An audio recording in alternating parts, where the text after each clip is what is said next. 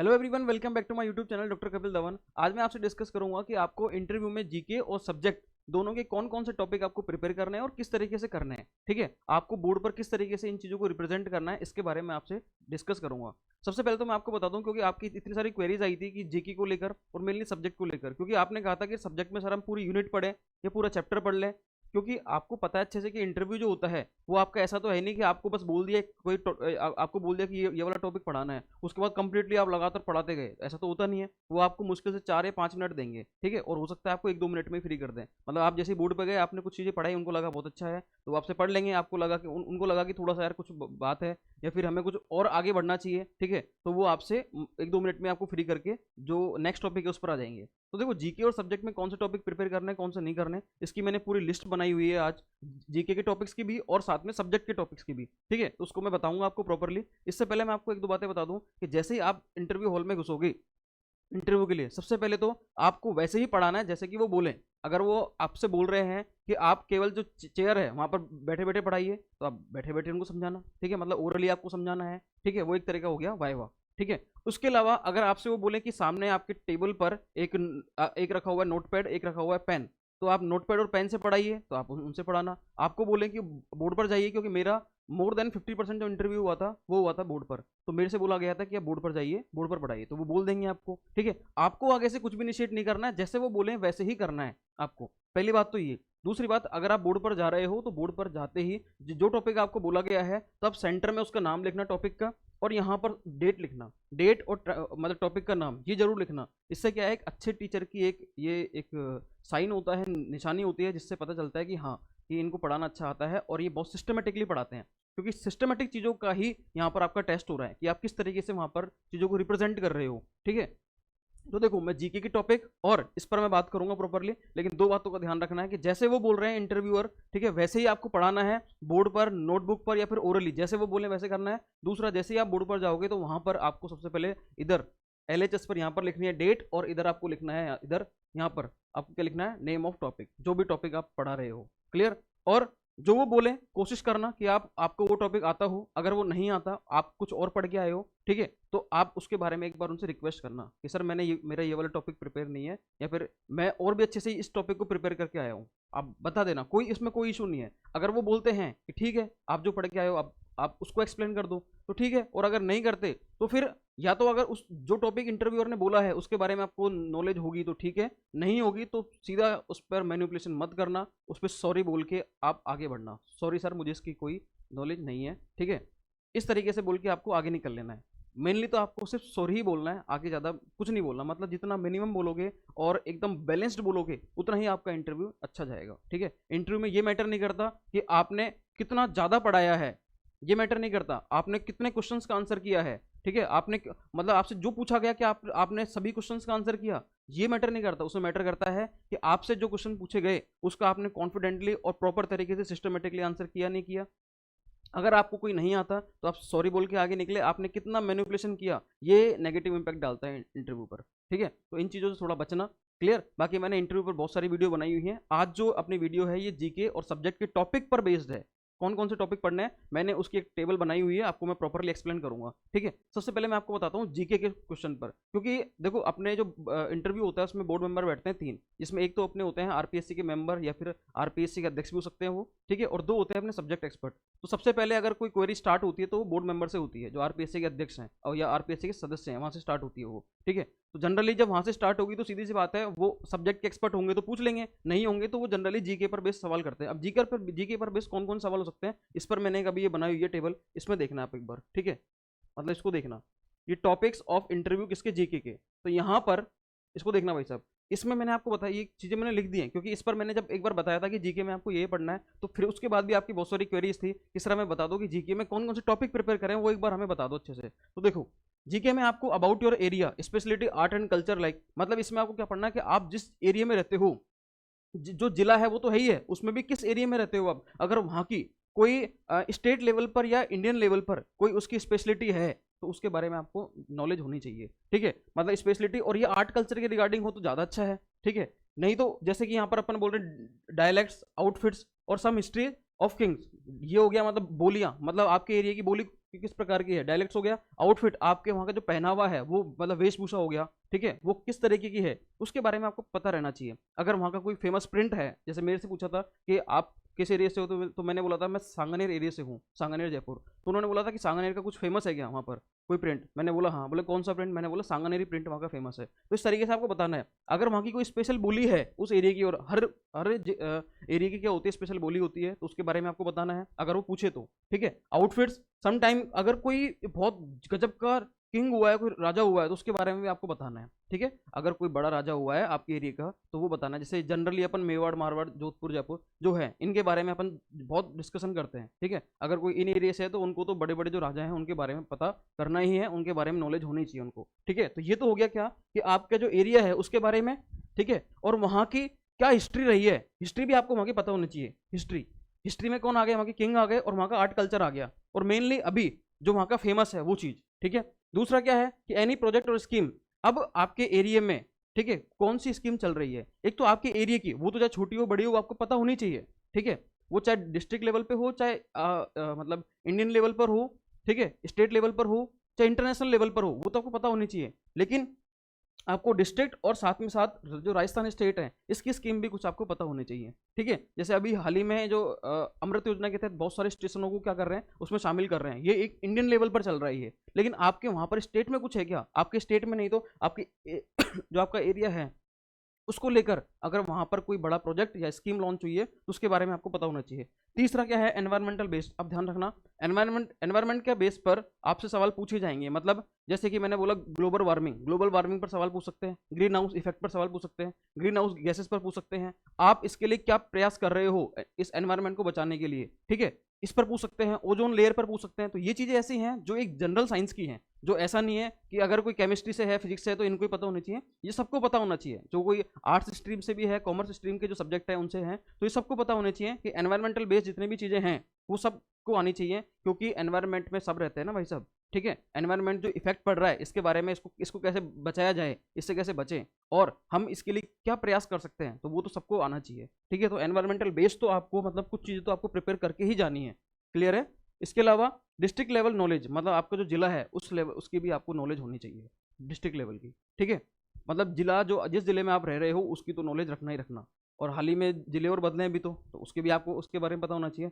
Mainly आपको अपने area के बारे में पता होना चाहिए, ठीक है। आपकी एजुकेशन, हाँ इसमें एक चीज़ और हो गई, मतलब जो आपसे बोर्ड मेंबर पूछते हैं, मतलब आरपीएससी के सदस्य, वो जनरली आपसे आपकी एजुकेशन के बारे में और पूछते हैं। तो आपको 10th 12th बीएससी एमएससी जो आपने की है इसके मार्क्स, और मतलब जिस सब्जेक्ट से आपने एपी का एग्जाम दिया है ना उस सब्जेक्ट के मार्क्स तो आपको पता होने ही चाहिए। ये भूल जाते हैं अपन, क्योंकि अपन भूल जाते हैं कि 10th में अपने साइंस में कितना आए थे, 12th में अपने फिजिक्स में या केमिस्ट्री में, जिस भी स्ट्रीम से आपने एग्जाम दिया एपी का, ये उसमें कितने मार्क्स आए थे। जैसे मैं केमिस्ट्री से, तो मेरे को पता होना चाहिए केमिस्ट्री में कितने मार्क्स थे, बीएससी में कितने मार्क्स है मेरे, बीएससी में कितनी परसेंटेज है, ठीक है, वो पूछ सकते हैं। तो थोड़ा बीएससी और एमएससी का और 10th 12th के मार्क्स भी अपने जो सब्जेक्ट के हैं वो तो कम से कम याद कर ही लेना, ठीक है, क्योंकि भूल जाते हैं। वैसे तो याद होंगे जिन्होंने रिसेंट अभी, लेकिन कई ऐसे हैं जिनकी 10th 12th को हुए मतलब कम से कम 15 साल हो गया, 10 साल हो गया, ठीक है। तो उन वो लोग भूल जाते हैं, तो उनको एक बार वो उनको भी देख ले। क्योंकि अगर आपसे, आप सपोज करो कि आपसे बोर्ड मेंबर ने पूछ लिया कि आपके 12th में फिजिक्स में कितने मार्क्स थे, अगर किसी ने फिजिक्स से एपी का एग्जाम दिया है, अब वो भूल जाए, तो आप खुद ही सोचो, चाहे ये बहुत छोटी बात हो सकती है लेकिन फिर भी, ठीक है, लेकिन फिर भी आप उस पर इम्पैक्ट कितना पड़ेगा कि उसको 12th के फिजिक्स के मार्क्स याद नहीं है। तो ये सारी बातें हैं, ठीक है। तो इसके बारे में आप थोड़ा देख लेना। ये मैंने जीके के बारे में बता दिया कि जीके में जनरली किन किन स्ट्रीम से पूछे जाते हैं सवाल, और ये सारी चीज़ें हैं वो आप एरिया को जरूर प्रिपेयर करना अच्छे से, ठीक है। और कोई स्कीम चल रही, कोई प्रोजेक्ट चल रहा है, ये दो तो, ये तीन तो प्रॉपरली कर ही लेना। डिस्ट्रिक्ट लेवल की जो नॉलेज है तो हल्का फुल्का देख लेना इसको, क्योंकि ये सारी चीज़ें इनमें ही आ जाएंगी, क्लियर है। हाँ जी, ये तो हो गया जीके का। अब बात करता हूँ मैं सब्जेक्ट की। सब्जेक्ट पे बात करूँ मैं तो देखना एक बार यहाँ पर। हाँ जी, सब्जेक्ट में मैं बात करूंगा केमिस्ट्री सब्जेक्ट की। केमिस्ट्री सब्जेक्ट में अपनी स्ट्रीम होती है तीन, ऑर्गेनिक, इनऑर्गेनिक, फिजिकल, ठीक है। एक स्पेक्ट्रोस्कोपी और होती है, उस पर भी अपन देख सकते हैं। लेकिन मेनली अगर आप कोई टॉपिक पढ़ाना चाह रहे हो तो ऑर्गेनिक के कौन से टॉपिक पढ़ाओगे, क्योंकि मैंने आपसे बोला हुआ है कि सब्जेक्ट के आपको कम से कम 4-5 टॉपिक, 4-4 5-5 टॉपिक तो हर एक स्ट्रीम के प्रिपेयर होने ही चाहिए, ठीक है। क्योंकि आपने पूछा था कि सर कितने टॉपिक प्रिपेयर करें, तो मैंने यहाँ पर 7-7 टॉपिक ले लिए एक बार के लिए, तो हालांकि ये 7 से भी ज़्यादा है, ठीक है, लेकिन फिर भी मैंने इतने टॉपिक ले लिए जिससे क्या हो, आपको पता रहे कि हाँ कौन कौन से टॉपिक प्रिपेयर होते हैं। क्योंकि जैसे मैं कई बार बोलता हूँ कि आप पढ़ के जाना क्वांटम मैकेनिक्स, इलेक्ट्रोकेमिस्ट्री या रिएक्शन मैकेनिज्म, तो आप कहते हो कि सर क्या पूरा का पूरा क्वांटम मैकेनिक्स पढ़ के जाएं या उसमें कोई टॉपिक, तो भैया क्वांटम मैकेनिक्स में टॉपिक पढ़ के जाना ना, क्वांटम मैकेनिक्स पूरा कैसे पढ़ सकते हो आप एवोल्यूशन पढ़ लो कि क्वांटम मैकेनिक्स एवोल्यूशन कैसे हुआ, आप ये पढ़ लो, उसमें ऑपरेटर के बारे में पढ़ सकते हो, आप सिस्टम के बारे में पढ़ सकते हो। ठीक है, सिस्टम में आपके जैसे पीआईबी मॉडल है, पार्टिकल इन बॉक्स, एसएचओ है, रिजिड रोटर है, हाइड्रोजन एटम है, तो इनके बारे में पढ़ के जाओ आप। ठीक है, पोस्टुलेट पढ़ के जाओ आप क्वांटम मैकेनिक्स के। तो ऐसे टॉपिक पढ़ के जाना है पर्टिकुलर, ऐसा नहीं कि आप पूरा क्वांटम मैकेनिक्स वहां पर बता रहे हो, तो ऐसा नहीं होता। लेकिन उस टॉपिक को फिर अच्छे से प्रिपेयर करना है ढंग से।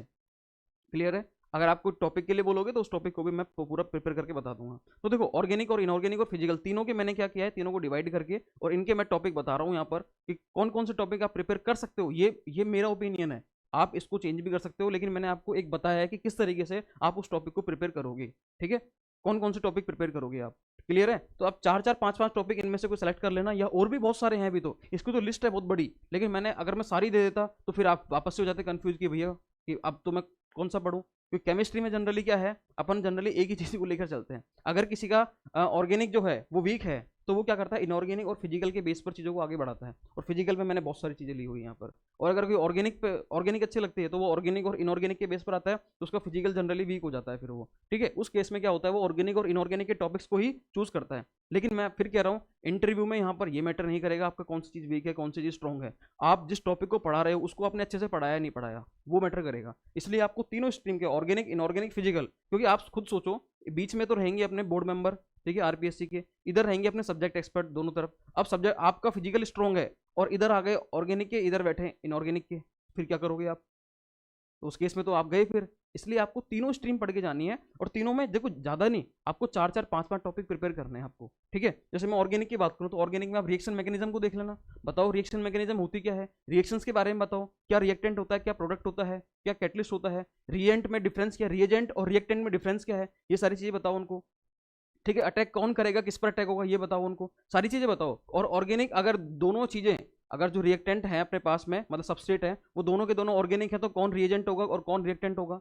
और एक ऑर्गेनिक है एक इनऑर्गेनिक है, तो कौन रिएक्टेंट होगा और कौन रिएजेंट होगा। ये सारी चीजें आपको पता होनी चाहिए फिर उस केस में। ऐसा नहीं कि आप छोटी छोटी चीजों को भूल गए और सीधे रिएक्शंस पर आ गए, भैया नहीं, बेसिक बताना, बेसिक, क्योंकि आप बीएससी वालों को पढ़ाओगे वहां पर आपको बेसिक भी समझाना पड़ेगा। ठीक है, इलेक्ट्रॉनिक इफेक्ट, अब देखो RHI मतलब रेजोनेंस, हाइपर कॉन्जुगेशन और इंडक्टिव, आप इन इफेक्ट पर बेस आ सकते हो। क्लियर है? आप यहाँ पर एरोमेटिसिटी को पढ़ा सकते हो, एरोमेटिसिटी तो एक बहुत अच्छा टॉपिक है, बहुत गजब का टॉपिक है। एग्जाम्पल देखो इसमें। हाँ, एक चीज और यहाँ पर, आप अगर इन टॉपिक्स को पढ़ा रहे हो तो विद एग्जाम्पल पढ़ाना, अगर आपने एग्जाम्पल नहीं लिया तो चीजें क्या है, वो इंपैक्ट नहीं डालती अच्छे से। ठीक है, आपको मतलब ये जो टॉपिक पढ़ाने हैं ना, ये वाले फिजिकल वाले एक बार फिर भी रोक देना, लेकिन ऑर्गेनिक और इनऑर्गेनिक के, और स्पेशली ऑर्गेनिक की कुछ ना कुछ तो लेना, मतलब यहाँ पर कोई ना कोई एग्जाम्पल से जरूर पढ़ाना है इसको। एग्जाम्पल से पढ़ाओगे तो इंपैक्ट अच्छा पड़ेगा उसका। क्लियर? इसके अलावा टाइप्स ऑफ रिएक्शन, अब एडिशन है, सब्स्टिट्यूशन है, एलिमिनेशन है, रीअरेंजमेंट है, इन रिएक्शंस के बारे में आपको पढ़ाना पड़ेगा। ठीक है, मतलब वहां पर आप ये भी ले सकते हो, ये वाला टॉपिक टाइप ऑफ रिएक्शन का। अब आपने पढ़ाया एडिशन रिएक्शन, अब हो सकता है कि एडिशन रिएक्शन में वो आप खुद पूछ लें कि नहीं, एडिशन रिएक्शन में आप तो केवल इलेक्ट्रोफिलिक एडिशन रिएक्शन के बारे में समझाओ, ठीक है, न्यूक्लियोफिलिक एडिशन रिएक्शन के बारे में समझाओ। अब वो आप खुद बोल सकते हैं, या फिर अगर नहीं बोल रहे तो आप खुद फ्लो चार्ट बनाओगे, वहां बताओगे इलेक्ट्रोफिलिक एडिशन, न्यूक्लियोफिलिक एडिशन और फ्री रेडिकल एडिशन। अब इस केस में पूछ सकते हैं, अब आपसे वो anti Markovnikov SN1 SN2 SNI या फिर SNAE कुछ भी पूछ सकते हैं फिर आपसे वो, मतलब उसमें भी तो डीप में जा सकते हैं ना। तो आपको अगर पर्टिकुलर जो टॉपिक आपने उठाया ना, उसकी आपको डीप में नॉलेज होनी चाहिए, और स्टार्टिंग से होनी चाहिए। सीधे भी आप ये नहीं कि डायरेक्ट बहुत आपने सीधा गेट का लेवल पकड़ लिया, नेट का लेवल पकड़ लिया, ऐसा भी नहीं करना आपको। बिल्कुल 11 12 से स्टार्ट करते हो, उस टॉपिक को ले जाना है, और ऐसी प्रैक्टिस करनी है कि वो 4 से 5 मिनट में प्रिपेयर भी हो जाए, मतलब 4 से 5 मिनट में उसको पूरा कर लो। ठीक है, और अगर वो किसी साइंटिस्ट ने दी है, वहां पर कोई साइंटिस्ट का नाम है, तो वो भी आपको पता होना चाहिए, और वो रिसेंट थ्योरी है और उसके कुछ ड्रॉबैक्स रहे थे, और आगे चलकर उसके ऊपर भी कोई थ्योरी आई है, तो वो भी आपको पता होना चाहिए, मतलब वो थ्योरी क्यों आई, मतलब इससे पीछे उसके कोई ड्रॉबैक्स होंगे। ठीक है, और उस थ्योरी से भी ऊपर कोई थ्योरी है क्या, मतलब इन चीज़ों को लेते हुए आपको चीज़ें क्लियर करनी है। स्टीरियो केमिस्ट्री, अब देखो स्टीरियो केमिस्ट्री में तो आप बहुत सारी चीज़ ले सकते हो। स्टीरियो केमिस्ट्री में तो पूरी भरमार है, स्टेटिस्टिकल है, डायनामिक है, वहाँ पर आप एक्सो एंडो अटैक दिखा सकते हो, एक्सियल इक्वेटोरियल अटैक दिखा सकते हो, वहाँ पर आप इसमें नोमेनक्लेचर दिखा सकते हो, जैसे कि RS नोमेनक्लेचर हुआ, EZ नोमेनक्लेचर हुआ, सिस ट्रांस हुआ, सिन एंटी हुआ, ये सारी चीज़ आप बता सकते हो कहाँ पर, स्टीरियो केमिस्ट्री में। रिएजेंट्स हैविंग स्पेशलिटी, अगर कोई ऐसे रिएजेंट हैं जिनकी पर्टिकुलर स्पेशलिटी है, तो आप उस पर आ सकते हो यहाँ पर, ठीक है, वो ले सकते हो। उसकी आप ये लिस्ट आप खुद बनाओगे, ये लिस्ट मैं नहीं बनाऊंगा, क्योंकि आपका इंटरेस्ट किस चीज़ में है, आपने किस टॉपिक को डीप में पढ़ा हुआ है, आप उसके अकॉर्डिंग ये लिस्ट बनाओगे। Reagent having speciality, nomenclature, IUPAC nomenclature पर अगर लेना चाहो तो ये भी बहुत अच्छा टॉपिक है कि भैया आप ऑर्गेनिक कंपाउंड का आईयूपीएसी नोमेनक्लेचर पढ़ा रहे हो, इसको समझा सकते हो आप। पहले रूल बताओगे, रूल के अकॉर्डिंग आप क्या बता सकते हो वहाँ पर, हाँ जी, एग्जाम्पल ले सकते हो। इनऑर्गेनिक की बात करें, देखो कोऑर्डिनेशन कंपाउंड, अब ये कोऑर्डिनेशन कंपाउंड में से रिजेक्ट मत हो जाना आप कि कोऑर्डिनेशन कंपाउंड में क्या लें हम, तो आप कोऑर्डिनेशन कंपाउंड का नोमेनक्लेचर ले लो। ये होते क्या हैं, किस तरीके से बनते हैं, मतलब कोऑर्डिनेशन कंपाउंड किस तरीके से बनते हैं, आपने पढ़ा होगा सिंपल सॉल्ट, डबल सॉल्ट और कॉम्प्लेक्स सॉल्ट। तो आप बताओ ना वहाँ पे कि सिंपल सॉल्ट ये होता है, डबल सॉल्ट ये होता है, और डबल सॉल्ट ही क्या होते हैं जनरली अपने कॉम्प्लेक्स कंपाउंड होते हैं। लेकिन वहाँ पर, हाँ, वहाँ पर वो कॉम्प्लेक्स का टेस्ट इंडिविजुअल देता है, वो इंडिविजुअल आयन का टेस्ट नहीं देता, कॉम्प्लेक्स आयन का टेस्ट। तो आप बताओ इन चीज़ों को वहाँ पर। तो कोऑर्डिनेशन कंपाउंड के बारे में बता सकते हो आप। थ्योरीज हैं कोऑर्डिनेशन कंपाउंड पर बेस्ड थ्योरीज, बीबीटी, सीएफटी, ये सॉरी एलएफटी, इनके बारे में बताओ ना आप, ये बता सकते हो। ये सारी की सारी थ्योरीज हैं ये, ठीक है। आप सिटी स्पेक्टर के बारे में, अभी ये जो थ्योरीज हैं ये तीनों इंडिविजुअल टॉपिक हैं भैया, ये BBT, CFT, LFT, Werner theory, ये जो थ्योरीज मैंने बोली हैं सारी, ये इंडिविजुअल टॉपिक है अपने आप में, मतलब ये 4-5 टॉपिक तो यही हो गए, क्लियर। उसके बाद CT spectra, MLCT, metal to ligand charge transfer spectra, ये आप बता सकते हो, एलएमसीटी बता सकते हो, ठीक है। यहाँ पर आप और भी चीज़ें बता सकते हो। इसके अलावा bonding, types of bond, sigma bond, pi bond, delta bond, इनके बारे में बताओ भैया। ओवरलैपिंग बताओ यहाँ पर, अगर आप इस टॉपिक को ले रहे हो तो। इनऑर्गेनिक रिएक्शन मैकेनिज्म, ठीक है, एडिशन हुई है अपने, उस तरीके से बता सकते हो। सब्स्टिट्यूशन बता सकते हो आप यहाँ पर। मेटल कार्बोनाइल्स, कितनी सारी चीज़ें हैं। मेटल कार्बोनाइल्स पर अगर आप आ गए तो भैया यहाँ पर तो भरमार है फिर, ठीक है, खूब सारी चीज़ें हैं यहाँ पर, तो आप जानते हो अच्छे से। ब्लॉक्स को ले सकते हो, एसपीडीएफ। तो अब मैं इन पर ज़्यादा डिटेल में डिस्कस नहीं करूंगा, क्योंकि इन पर डिस्कशन करूंगा तो वीडियो काफ़ी लंबी हो जाएगी। तो वीडियो को भी अपन को बड़ा नहीं करना, एक लिमिटेड वीडियो रखनी है, ये शॉर्ट एंड स्वीट, ताकि आप इसको बार बार अगर देखना भी चाहो तो इजीली देख लो, क्योंकि ज़्यादा बड़ी वीडियो को फिर आप देख नहीं सकते। तो ये इनऑर्गेनिक के टॉपिक्स हो गए। फिजिकल के टॉपिक्स की बात करूँ मैं यहाँ पर, तो भैया फिजिकल के टॉपिक्स देखो कितने सारे हैं यहाँ पर। क्वांटम मैकेनिक्स, अब क्वांटम मैकेनिक्स को पूरा क्यों पढ़ो, क्वांटम मैकेनिक्स में आप एक तो क्वांटम मैकेनिक्स का उद्भव कैसे हुआ, इवोल्यूशन, वो आप देख सकते हो। इसके अलावा पीआईबी मॉडल, जैसे अभी मैंने बोला था particle in box, 1D 2D 3D, वो पढ़ लो। ऑपरेटर आप पढ़ा सकते हो। टॉपिक के नाम बता रहा हूँ मैं आपको, तो वो पढ़ना है आपको, पूरा पर्टिकुलर नहीं पढ़ना। तो मैंने जैसे ये पीआईबी मॉडल है, इसको ले लो केवल। कोई ये चाहता है नहीं एसएचओ, तो एसएचओ ले लो। पोस्टुलेट ले लो, बहुत बढ़िया है, क्वांटम मैकेनिक्स से पोस्टुलेट है, इस पर आप पढ़ाओ अगर फिजिकल में जाना चाहते हो। उनसे इंटरेस्ट पूछ लो, ठीक है, वो मतलब आपको पता लग जाएगा थोड़ी देर में कि मतलब वो इंटरव्यू क्या चाहता है। अगर आपने ऑर्गेनिक के टॉपिक के नाम लिए तो भैया उन्होंने बोला नहीं नहीं ये नहीं कोई और, फिर आपने कोई कोई आपने ऑर्गेनिक के दूसरे टॉपिक का नाम लिया तो उन्होंने बोला ये नहीं है कोई और, इसका मतलब वो फिजिकल में पूछना चाह रहे हैं आपसे, या फिर वो ऑर्गेनिक में या इनऑर्गेनिक में इंटरेस्टेड नहीं है, ठीक है। अगर आपने बार बार इन टॉपिक के नाम लिए फिर भी वो कह रहे हैं कि ये नहीं नहीं ये टॉपिक मत पढ़ाओ, कोई दूसरा टॉपिक पढ़ाओ, तो उस केस में आप समझ जाना कि भैया उस रेंज में, मतलब जो वो स्ट्रीम है ऑर्गेनिक का स्ट्रीम पूरा या इनऑर्गेनिक का, उस रेंज में वहाँ पर वो उससे इंटरेस्टेड नहीं है, वो दूसरी चीज़ पढ़ना चाह रहे हैं, मतलब वो फिजिकल के बारे में पूछना चाह रहे हैं, ठीक है। तो आपको फिजिकल के टॉपिक का नाम लेना ही पड़ेगा फिर उस केस में, ठीक है। आप यहाँ पर अगर आप इलेक्ट्रोकेमिस्ट्री की बात करते हो तो ज़्यादा क्यों जा रहे हो, आप कोलराउस नहीं है, types of cell, types of cell के बारे में पढ़ा दो ना, types of cell, electrochemical cell, electrolytic cell, इनके बारे में पढ़ाओ, क्या दिक्कत है, बहुत बढ़िया है ये टॉपिक भी, ठीक है। तो टॉपिक ले पर्टिकुलर, आपको अब यहाँ पर पूरा सिलेबस तैयार नहीं करना, वो एक बार आप एक दो बार पढ़ लो, लेकिन उसको प्रिपेयर जो करना है आपको, जो आपको टॉपिक प्रिपेयर करना है, वो टॉपिक आपको केवल पर्टिकुलर वही चीज़ पढ़नी है, बेसिक से पढ़ाना है उसको आपको, ठीक है। सेल क्या होता है पहले तो, और टाइप्स ऑफ सेल ये ले सकते हो पूरा। अगर थर्मो की बात करें तो भैया laws of thermodynamics, 0 first second third, ये 4 लो पढ़ा दो आप। लेकिन 4 लोग अब अगर आप चाहो तो इनको 1 मिनट फ्री कर सकते हो, चाहो तो आप इसको कितना भी लंबा कह सकते हो। तो टॉपिक ऐसे हुए ना कि अगर आपसे वो इंटरव्यूअर चाहे कि लंबा पढ़ाओ तो लंबा पढ़ा दो उनको अच्छे से, क्या दिक्कत है, ठीक है। उस टॉपिक को और एक्सटेंड कर दो, और अगर वो शॉर्ट एंड स्वीट आता है शॉर्ट एंड स्वीट भी हो गया।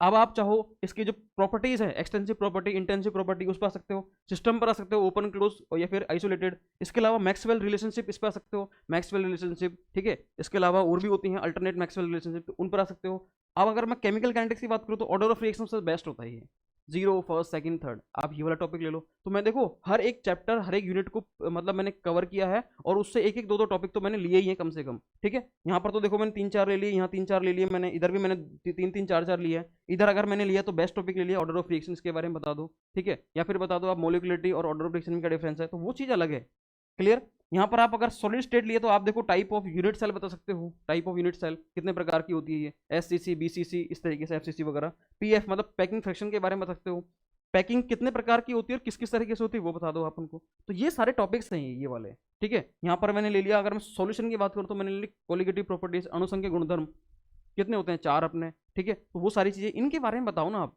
यहाँ पर। तो इस तरीके से टॉपिक देखो, टॉपिक के पूरे मैंने लिस्ट बना दी, ऑर्गेनिक की अलग, इनऑर्गेनिक की अलग, फिजिकल की अलग। अब इनमें से आप 4-4 5-5 टॉपिक कोई से भी ले लो और उनको अच्छे से प्रिपेयर करो। जितने आपके पास नोट्स हैं वो, और गूगल को पूरा खंगाल लो, यूट्यूब को पूरा खंगाल लो, उनके अकॉर्डिंग आप खुद का 2-3 पेज का एक फॉर्मेट तैयार करो भैया, उसमें पढ़ना है आपको। मतलब उसमें लिख लो एक बार तो आपको लिखना पड़ेगा पूरा टॉपिक, मतलब आपको क्या पढ़ाना है, ठीक है। आपने कंटेंट ले लिया, कंटेंट लेते ही उसके तुरंत बाद आपको फिर आपको 2-3 बार प्रैक्टिस करनी है, फिर आपको बोर्ड पर प्रैक्टिस करनी है, आपको सीधे बिना बोर्ड के ही प्रैक्टिस करनी है उसको, कि बिना बोर्ड के पढ़ाऊँ तो कैसे पढ़ाऊँ मैं, नोट पैड पर भी करनी है। इस तरीके से ये सारी चीज़ें हैं। तो इंटरव्यू अपन बोलते हैं ना, इंटरव्यू की तैयारी कैसे करें, तो भैया ऐसे करो ना इंटरव्यू की तैयारी। पहले आप कोई टॉपिक लिया, उस टॉपिक को डिटेल में आपने नोट्स यूट्यूब गूगल के थ्रू खंगाला पूरा, बेसिक से लेकर एंड तक, ठीक है। और उसको फिर आपने लिखा और उसको 4 से 5 मिनट के अंदर अंदर मतलब कवर हो सके वो, इतना लेकर आए आप उसको। लिख लिया आपने, उसके बाद प्रैक्टिस करो, बोर्ड पर प्रैक्टिस अलग करो, ठीक है। और आपको नोट पैड पर अलग करनी है। और आप ऐसे ही प्रैक्टिस कर लो कि आपके पास ना तो बोर्ड है, ना आपके पास क्या है, नोट पैड है, उसके बाद भी आप उस टॉपिक को क्या शानदार तरीके से पढ़ाते हो, ठीक है। ओरली मतलब आपसे वो पूछ रहा है वाइवा, ठीक है। मतलब आप पढ़ा रहे हो और सामने वो बैठे हुए हैं, आप टॉपिक पढ़ा रहे हो, आपसे बीच बीच में क्वेश्चन भी कर रहे हैं और आप उसको समझा भी रहे हो। तो इस तरीके से आपको ये प्रैक्टिस करनी है। क्लियर है।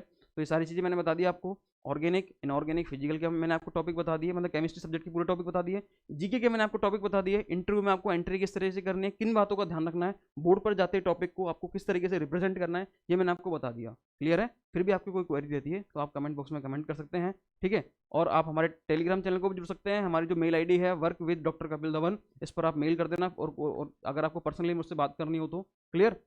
तो फिर मिलते हैं फिर नेक्स्ट वीडियो में। वैसे हमने आरपीएससी इंटरव्यू को लेकर और आरपीएससी असिस्टेंट प्रोफेसर को लेकर हमने पूरी सीरीज चलाई हुई है कि असिस्टेंट प्रोफेसर की किस तरीके से होते हैं, उसका जॉब प्रोफाइल क्या होता है, ठीक है। असिस्टेंट प्रोफेसर में आगे पीएचडी जरूरी है या नहीं है, मतलब इस टाइप की वीडियो असिस्टेंट प्रोफेसर के रिगार्डिंग कोई भी चीज आपकी क्वेरी है वो उन पर सब पर वीडियो बनी हुई है, ठीक है। हमारे चैनल पर, हमारा चैनल पूरी तरीके से असिस्टेंट प्रोफेसर और आरपीएससी फर्स्ट ग्रेड मतलब स्कूल लेक्चरर, मतलब जो हायर एजुकेशन की जॉब्स हैं, ठीक है, उन पर क्या है, डेडिकेटेड है ये। क्लियर है। तो आप हमारे चैनल से जुड़िए और वीडियो को जरूर लाइक करना। वीडियो को लाइक नहीं करते तो वीडियो को लाइक जरूर करना और चैनल को सब्सक्राइब करना, ठीक है। वीडियो को शेयर भी कर देना आपके जो नोन में है उनको तो कम से कम, ठीक है। तो मिलते हैं फिर नेक्स्ट वीडियो में, तब तक के लिए थैंक यू सो मच।